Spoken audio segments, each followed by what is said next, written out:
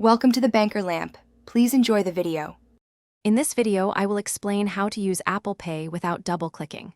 To begin, let's understand that the default double-click on your side button is a security feature, ensuring you intentionally authorize payments. However, for those seeking a quicker checkout, you can easily adjust this setting. We will explore how to disable this requirement, allowing for a more streamlined and immediate payment experience with just one tap or hold, making your transactions smoother and faster.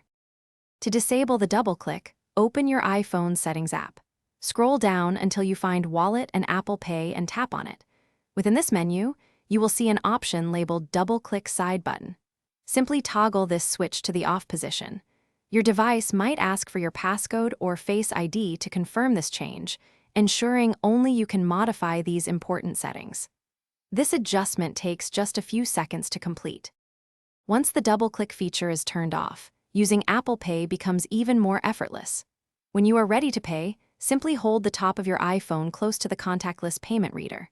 Your default payment card will automatically present itself on the screen. You will then authenticate the purchase using your Face ID, Touch ID, or by entering your passcode. This streamlined process means fewer steps and a quicker transaction, often completing in under 3 seconds. While disabling the double-click offers increased convenience, it is important to remember that Apple Pay's robust security measures remain fully active. Every transaction still requires your authentication, whether through Face ID, Touch ID, or your device's passcode. This ensures that even with quicker access, your financial information is protected. You are always in control and can easily revert to the double-click method in your settings if you ever change your mind, offering complete flexibility. Thanks for watching. If this was helpful, leave a like and consider subscribing. See you next time.